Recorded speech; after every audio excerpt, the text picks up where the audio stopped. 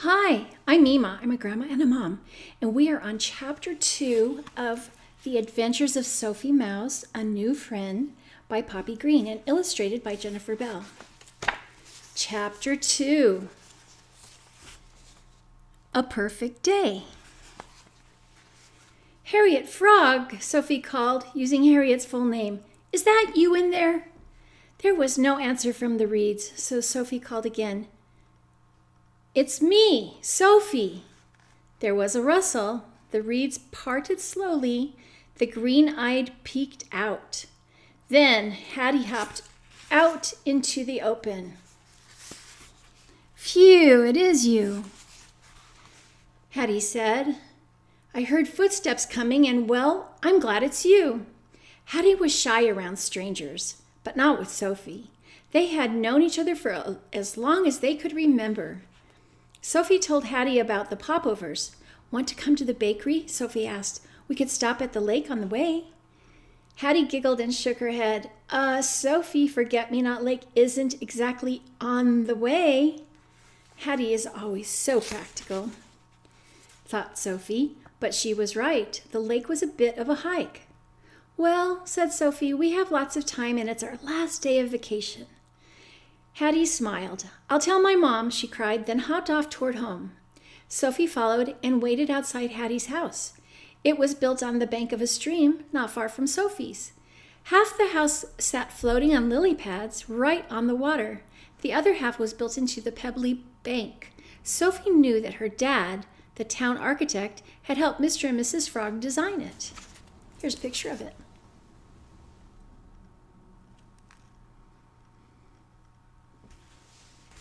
Pretty cool house.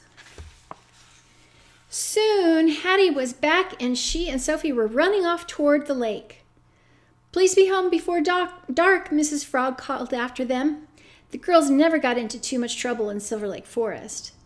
Now and then, Sophie came home with prickers on her tail or muddy clothing. Here's Mrs. Frog saying goodbye. One time, Sophie got lost exploring a mole tunnel, but she just asked one of the molars for directions and soon found her way home. So, can I read that again because I made a mistake? Listen and see if you can tell what the mistake was.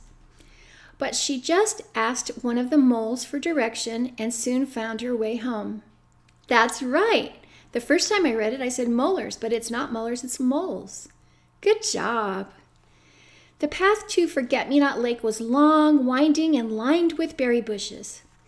Oh, these make the best purple paint, Sophie exclaimed, pointing to some ripe berries. She stopped to gather some. Sophie carried pouches in her pockets at all times, for exactly this reason. Both the pouches in Sophie's pockets were always stained with berry juice. Finally, the girls arrived at Forget-Me-Not Lake. The water glittered in the morning sun. Sophie looked at Hattie. Are you thinking what I'm thinking? She asked.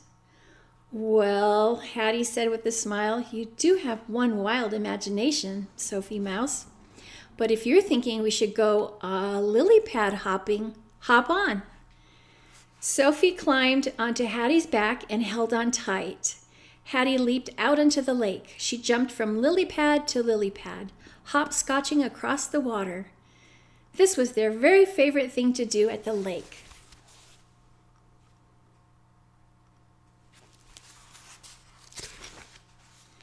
Later, the girls made flower crowns. Here's a picture of that.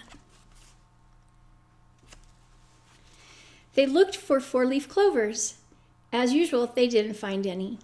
They skipped stones on the water, counting the jumps.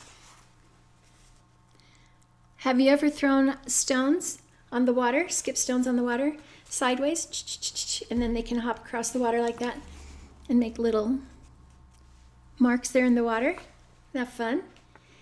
They played hide and seek. Then Sophie made stilts from sticks and tried to walk on them. When their tummies grumbled, it was time for popovers. The bell on the bakery door jingled as they entered. Mrs. Mouse was at the counter. Several animals were waiting patiently in line. Sophie and Hattie scurried behind the corner just as they always did. Little Lily Mouse took a moment to hug them. Then she whispered, "A fresh batch of popovers just came out. Help yourselves."